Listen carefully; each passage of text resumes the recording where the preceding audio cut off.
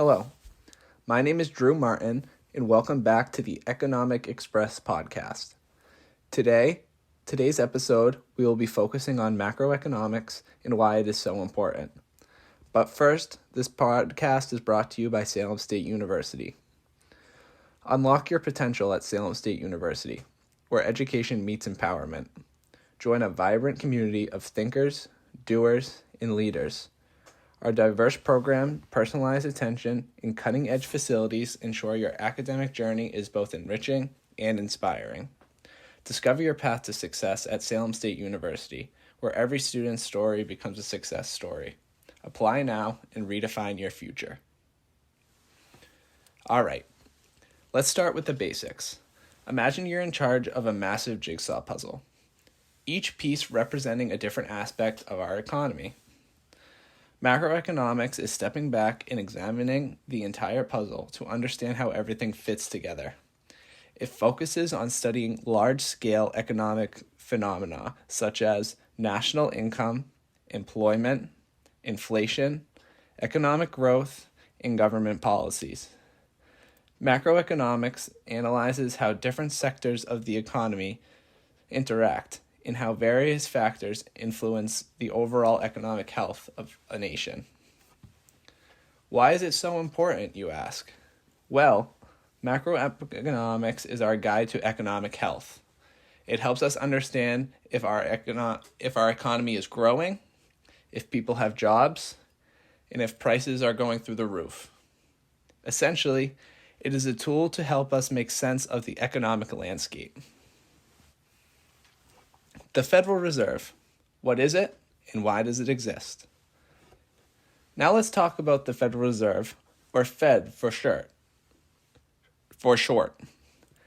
Think of the Fed as the economic superhero that came to save the day during the Great Depression in 1913. Its goal?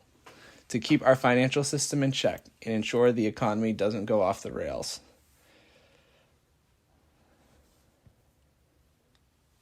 The Federal Reserve has many tools to influence the economy and achieve its mandate to promote maximum employment and stable prices. These tools include interest rates, open market operations, reserve requirements, and lender of last resort. Interest rates. The Fed's first tool is interest rates. Think of interest rates as the cost of borrowing money. When the economy is sluggish, the Fed might lower interest rates to encourage people to spend and businesses to invest. It's like giving the economy a little energy boost. Open market operations, also known as OMO. Now imagine the Fed as a savvy trader. It engages in open market operations, buying and selling government securities. This affects the amount of money in circulation. If they want to stimulate the economy, they buy securities, injecting money into the system.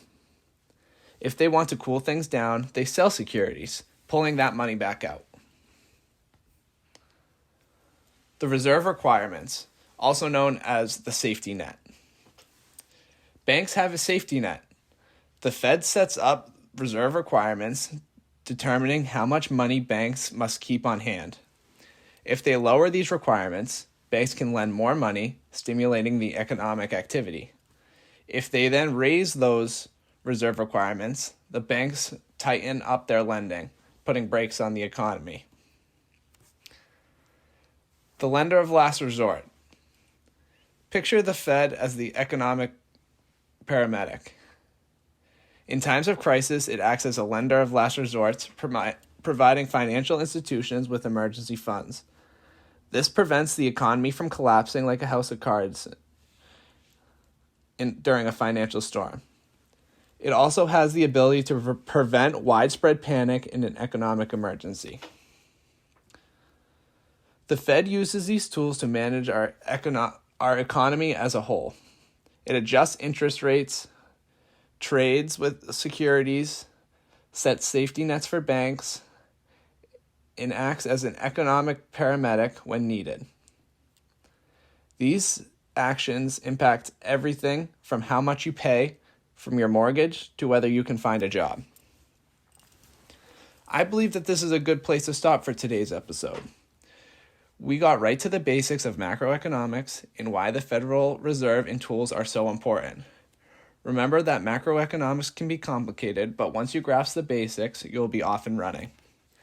Thank you for listening to this episode of the Economic Express podcast brought to you by Salem State University. My name is Drew Martin, and we'll be talking to you next time.